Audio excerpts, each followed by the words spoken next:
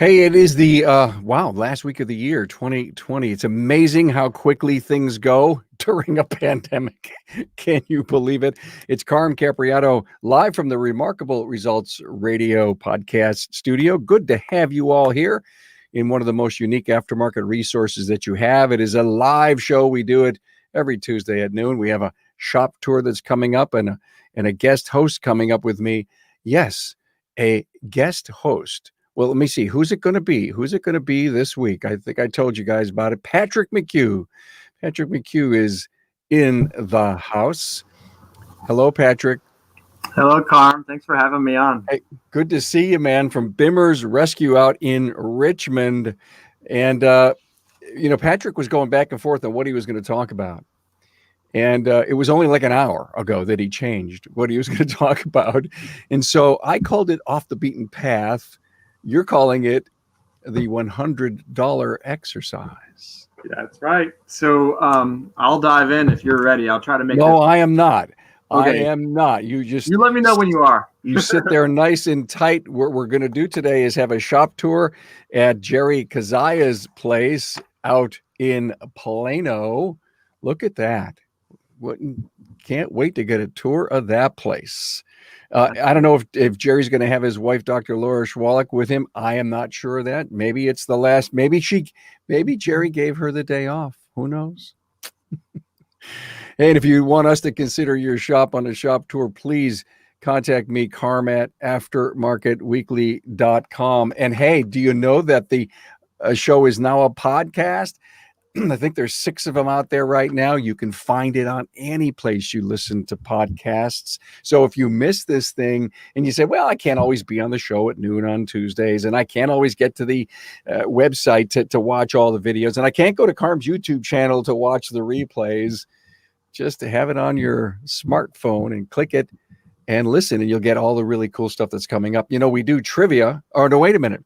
Here's something really interesting that I want to tell you about is that I put a bonus episode out this past weekend. It was kind of my year end. I rarely talk to you guys one-on-one, mono to mono. So I did a very short but to the point bonus episode that I call an unprecedented year in strategies for 2021. So I thought about some of the things that happened, some of the things that I learned as the Aftermarket's podcaster, and then I projected them out as to what 2021 may look like inside of your business based on where we've been and potentially where we're going. Hey, here's a trivia thing. Patrick, listen to this one. What is the official name of Buick's portholes? Yes, there was no doubt that you could always notice a Buick by the portholes. If you were an observer, you'd always know. We'll have the answer at the end. Now, Patrick has been so kind to be on the show so often that, you know what I did? For the first time ever, Patrick, I created a podography. Now, you've heard of filmographies, right? Well, this one is a podography. And Rick, if you could put that up on the screen, the podography of Rick.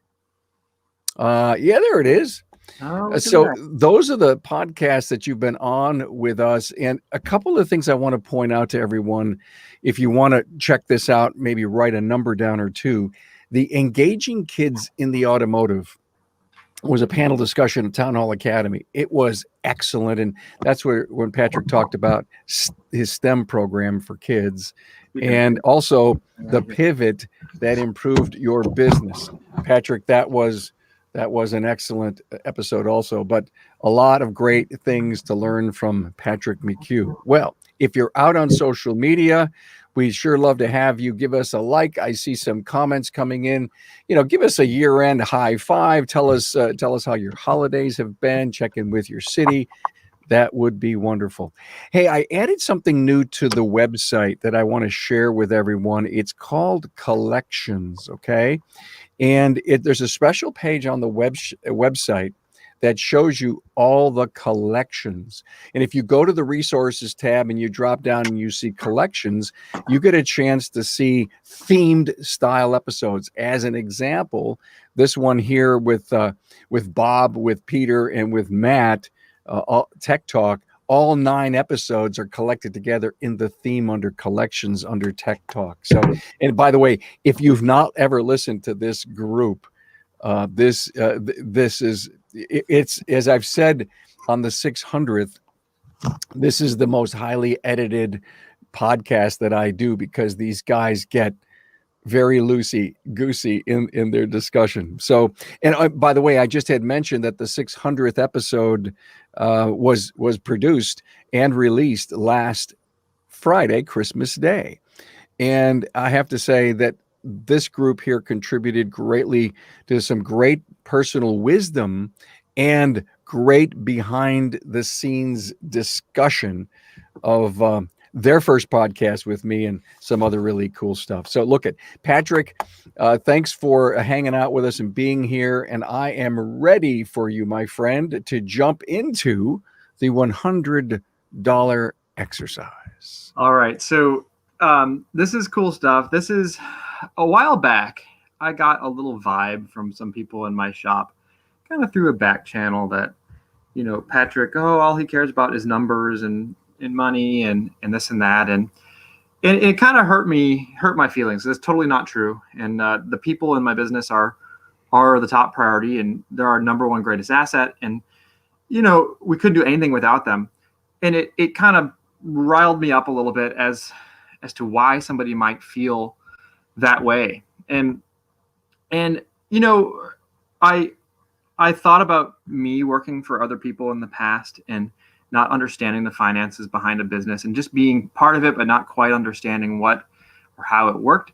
And it stewed up a whole conversation. Is screen sharing possible, Carm? It is, but I have to give you access to it. All Let me see here. Yeah, why don't you go ahead and try it? right. So what I did was something that one of my business coaches, Dan Taylor and Greg Bunch, I can't remember exactly which one, shared with me. I created a little exercise. I went to the bank and I took out $100 even, but everything was split up with my P&L. So what you're actually seeing right here, if you can see my screen, is my shop's P&L for 2020 so far. And if you go to your P&L in QuickBooks and break it down, there's a little checkbox you can check to show percent of income. So for example, my technician labor cost represented 27.5% of my income. So I went to the bank and I got $27.46 out, and I put it into an envelope. And then parts purchasing represents about 20%. I took $19.95. I put in an envelope. So on and so on and so on. If you follow down my P&L, you can see sales and support people, my manager, workers' comp, 401k matching for all those people. This is what we call loaded cost, broken down to a T. Okay, sure. Shop supplies, sublet, hazmat, marketing. I spent 4.7% of every dollar that I got in went to marketing. That represents $4.66. So in the interest of time, I'm not going to talk about every single thing here, but you're looking at Bema Rescue's P&L for the year of how much everything cost. Everything. Every single thing is represented here. Even my own pay is represented. And it spit out this beautiful pie graph of what happens when we collect $100 in the shop. And I did this for a reason. I wanted my technicians to understand what goes on behind the curtain in a business, and understand some of the true cost of having a business. When we close a $5,000 ticket, I want them to know that I'm not just Scrooge McDuck sitting in a vault with a bunch of gold coins, diving off into them and swimming around in them. A lot of that, almost all of that money goes away, has to get given to people, including the employees within the business. And it's interesting here that they represent one of the biggest pieces of the pie. So this was a cool exercise, and we actually had the envelopes laid out on the table, and each thing we talked about, we'd put that aside and put that aside. And it rolled all the way down to the bottom. Even after paying me and paying everybody, net profit. We talk about net profit and what that is. And that represented 9% or $9 of the $100 that we collected went into net profit. I also explained that some of my pay does come out of net, and I wanted to talk with them about what net profit represents. And to me, net profit directly equals safety, security, and forward growth of the company. Yeah. Without, net profit represents a certain wedge of this pie, and without it, it's not a stable company. Right. It's without it, a bump in the road, which, oh my goodness, have we seen those this year? A bump in the road, couple bad months in a row, some disaster, whatever, could sink our ship almost right away. So if there's one thing that COVID's taught me, it's to value that money in the bank and value that liquid cash and what it does. And we actually broke it down even further. Oh, this is my favorite part. Oh, wait, you may think that 9% or that $9 goes to us, but there's another guy out here that has to have a little piece of that pie. Uncle Sam. Federal, state, the remainder of 2019 that we're still have coupons for that we're paying off, blah, blah, blah. And in the end, we really only wind up with about $6. But I've been very, very diligent to save that money and put that money away to float us through bad months, to pay for the guaranteed pay that we promise our people if we don't have enough cars to do what we need to do. We talk about our break-even expenses. So how many gross profit dollars does this company need to break even and to float along idling? We really broke it down, and it was cool. I got a lot of I got some aha moments from our people. So some moments of people thinking, well, I never thought of that. I never thought about the insurance and the taxes and the loaner cars that are so great to have, but guess what? They cost me $250 a month, in leases. And it was a really, really cool exercise. And it in the end, my closing statement to my people was, we all talk about this individually. I pulled each employee in the office and we went through this exercise individually. This is kind of private stuff. My closing statement was, the truth is I do care about money very deeply. It's my job. It's my job as an owner to manage the finances of this company and to do it responsibly and to do it so that we will have a future and that we will be able to grow and we will be able to buy the things we need. I care very deeply about it. And one of the guys pulled me aside and said, Patrick, you put a ton of effort into that exercise. Yeah. I said, absolutely. And that's what I'm doing every day behind the scenes, working on that. I want to give you kudos to that. Patrick, when you started to do this, I got such a warm and fuzzy feeling because I've done the same thing. And you remember the dummies books that were out? Yeah.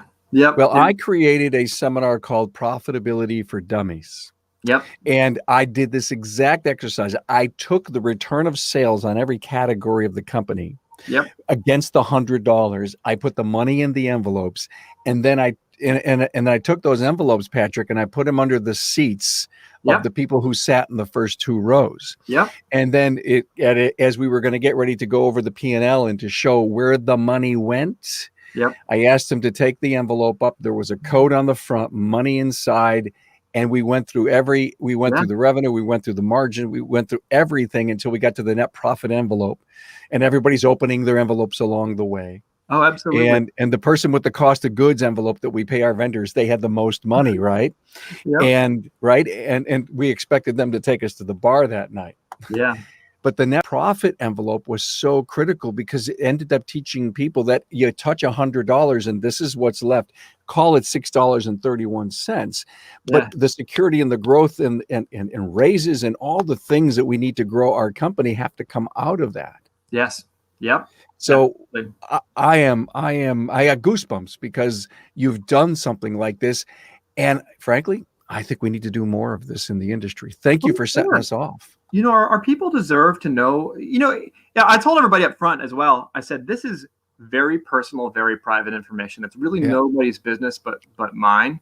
But you're on this boat too, and you need to understand this stuff. So we've made it simple. We've made it, we've kind of simplified it a little bit. And oh man, it's just, I can understand why they might not have understood that stuff. I never told them. I never really brought them into my world, and it was a really great exercise in transparency, which is one of our core values at our shop. Yes. Being brutally transparent. I mean, I put my own pay in that thing, and I told everybody straight up, this is more transparency than you will have ever gotten and will ever get from any workplace. Just need you all to know that. So, hey, thank you so much for that. We want to get ready to go out and see Jerry down there in Plano. But first, I want to remind everyone that every episode is archived on the website, aftermarketweekly.com. You can watch them. You can listen to the podcasts there. All kinds of great information. Hey, tomorrow we're doing the Town Hall Academy. Friday is New Year's Day, so we've kind of scrapped that idea, give everybody the day off. And tomorrow, requirements for adding a branch store with Greg Bunch, Austin Miller, and John Manilis. And together they have around 15 stores. No doubt that they're expert in this kind of discussion. Hey, let's open up the fortune of the week, everyone. Here's the fortune cookie, Patrick. This is specifically for you. It says the most beautiful adventures are not those we go to seek. The most beautiful adventures are those we go to seek. Here's my lunch. That's a good one. That's a good fortune. Yeah, I know. It sure is. Hey, let's go and start it.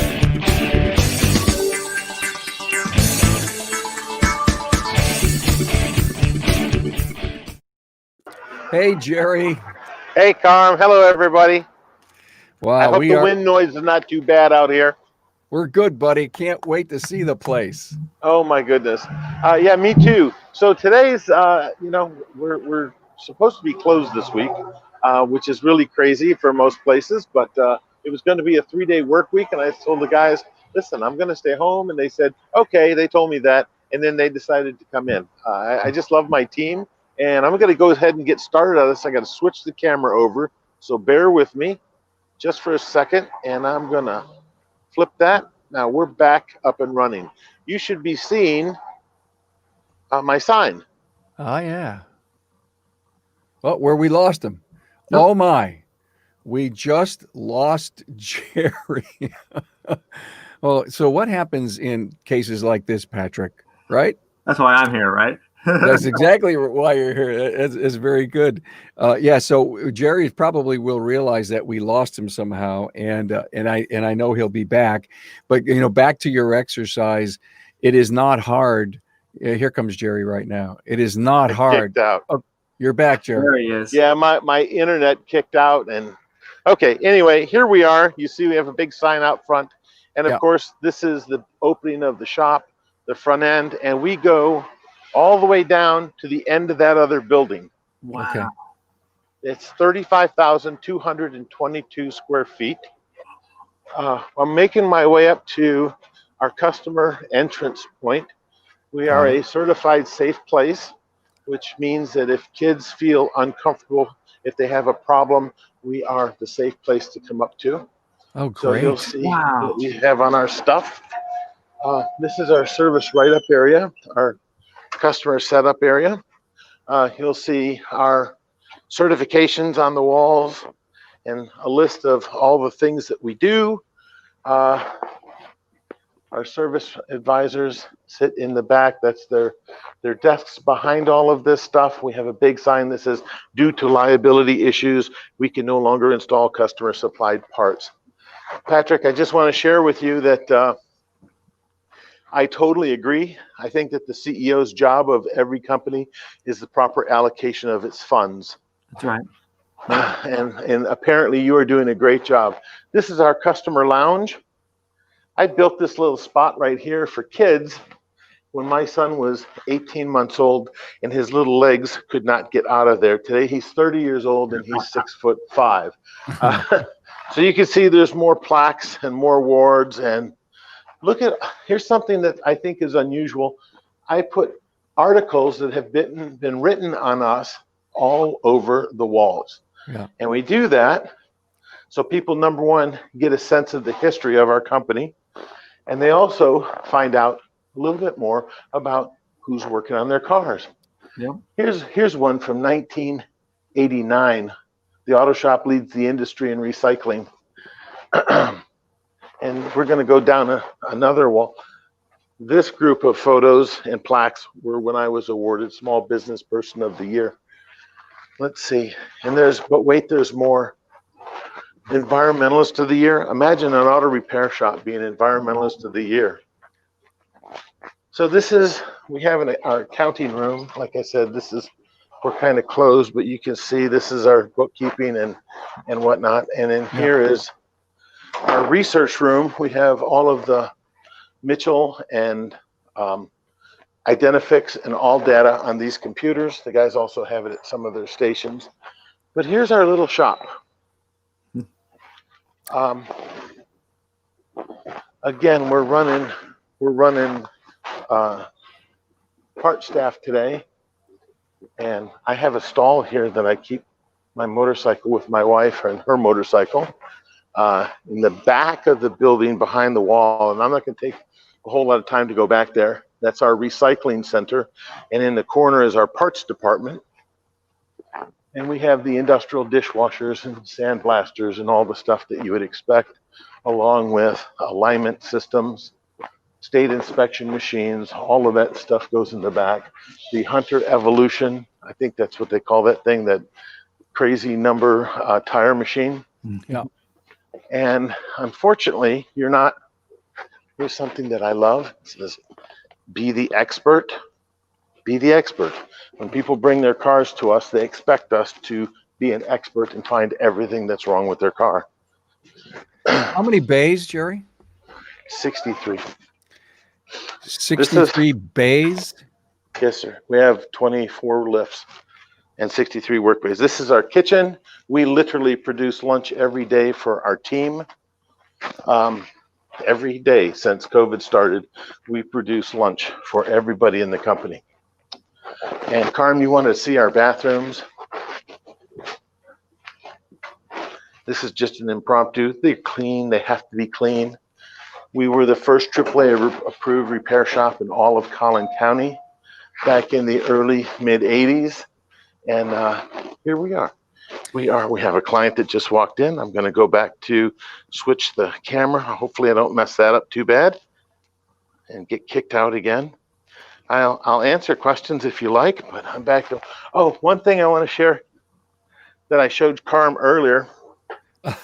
Years ago when I opened my shop, and this is a good reminder to everybody, years ago when I opened my shop, January 15 in 1981, what we did is, well, how come it's not showing? There we go. In 1981, my buddy gave me this bottle of Glenlivet, and it says, in case of emergency, twist top and use as needed. Right? And if you can see, that top has never been sealed or unsealed, but my guardian angel drinks like a savage. I just got to tell you that, because almost half of that bottle is gone, man. Right? Isn't that something? Yeah, we were in backstage, we were going over that, and Jerry shows me his bottle of scotch with, as he said, about a third of the alcohol missing from it, right? and you've never opened it, so that's a 39-year-old bottle of scotch.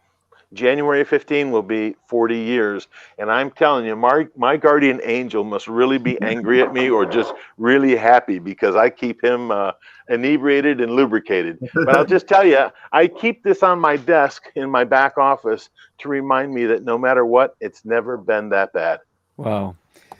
Any questions in the social media? I don't see anything, but of course I see some, some high fives out to you, Jerry. Jerry was showing me his liquor bottle, and I'm going to show everybody mine. This is about 40 years old too, Jerry, and it was an old promotion from AC, of course, and of course, it's a porcelain bottle of Jim Beam 100 proof Jim Beam. This one happens to be empty, but I do have a full one. And I'm wondering how much it may be worth to the rest of the industry. Maybe someone could give me an idea of what my AC Sparkplug bourbon bottle is worth, or if anyone else has one like that, spread the word. It's very possible. Hey, Jerry's also got a hell of a podography with us. In fact, recently, Jerry and his wife, Dr. Laura Schwalik, did Hiring 101. And that was just a few weeks ago, Jerry, about 3 weeks ago. And Jerry also came on with Dr. Laura and did Noteworthy Wealth Building, Becoming a Financial Adult. No doubt, Patrick, you were speaking Jerry's language as you were going over your $100 exercise, because both Jerry and Laura have a mastermind group and a company to help people become so much more wealthy in what they do. Patrick, I really want to thank you so much for your advice. And Jerry, to see the auto shop, wow, clean, huge. I can't imagine the work it takes to keep that place going. We've been in this building 27 years. Wow. Hey, just Jerry, means I'm old. can I ask questions? My mic still live? Yeah. Yeah. So my first comment is, what an incredible shop that you must be so proud of over the years running. I love the symbols that I saw along the way. The Be the Expert in big letters in the back. That is so cool. Symbology there. The safe place for a kid thing, another symbol, and another wearing your culture on your sleeve and wearing who you are on your company sleeve. You should be proud of that too. So many cool things. Just the kids area alone and the story behind it is very, very endearing and very neat. My question to you is, tell me a little bit about, that shop with 63 work areas doesn't run itself. Tell me a little bit about the organizational structure. I want to know about some of the players that make this happen that aren't you. It's none of it's me. Not anymore. I'll tell you straight up, none of it is me. I might be 1 or 2%.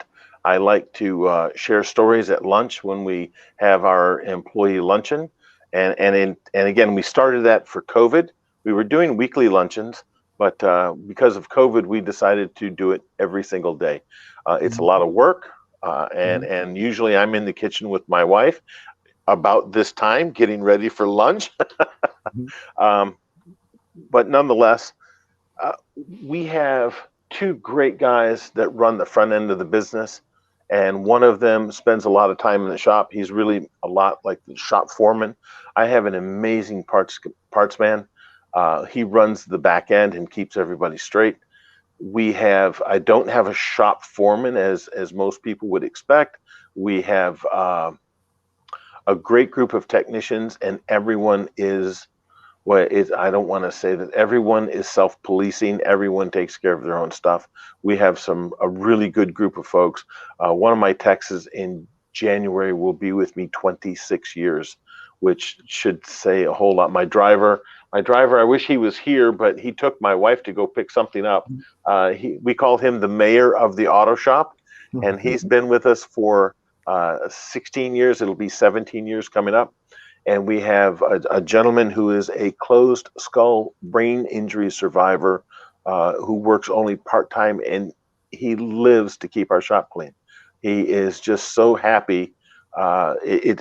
he's been with us almost 15 years, and it's just a good way to help everyone. He couldn't get a job; he didn't work for years, and we took him on and kind of trained him, and he has just been a really good guy.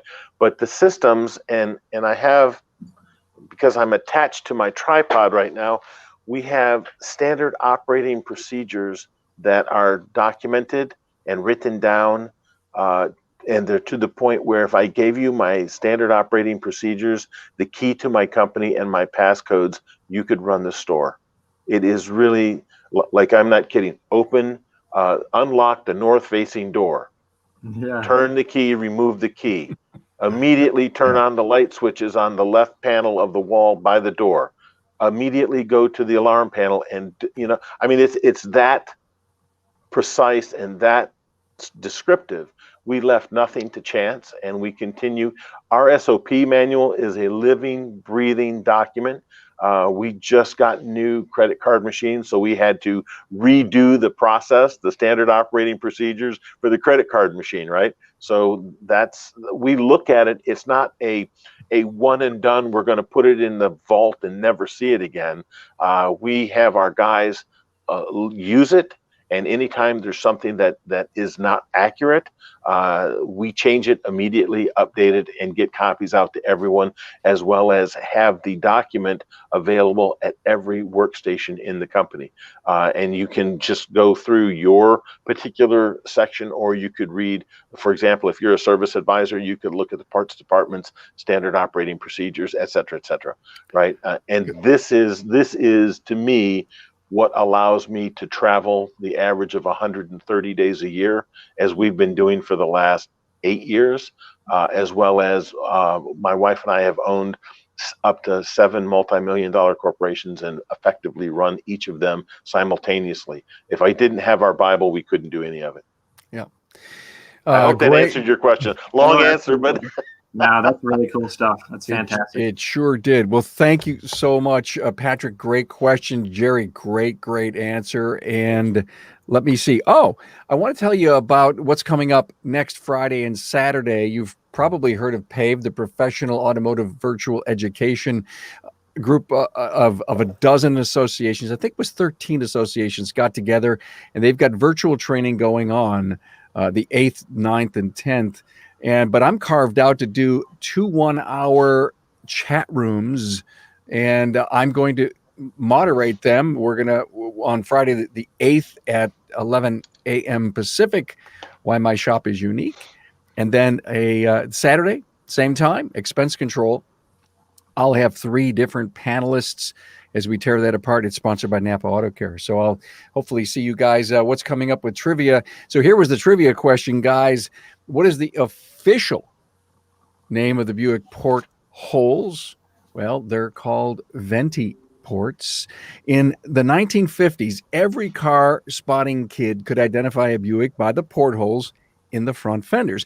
Now, in Buick lore, portholes came to be when noted GM stylist Ned Nichols designed and installed a set of round fender vents on his personal 1948 Roadmaster. As the story goes, Nichols incorporated small electric lamps, probably neon or similar, wired to the ignition system so they would flash in sequence with the engine. Reportedly, he was inspired by the flashing exhaust pipes or gun muzzles in some versions of the story on a World War II fighter aircraft. Now, no one knew at the time, but at that moment, a Buick styling trademark was born in 48 on the Roadmaster. I remember my dad had a Roadmaster. Probably in the 80s sometime. Buick. Hey, look at everyone. It was great to have you all here. Enjoy your holiday New Year's weekend. Stay safe. I will see you next Tuesday, and watch all the archived episodes at aftermarketweekly.com. Jerry, Patrick, thank you all so much, guys. Thank you, Carm. Happy New Year. See you.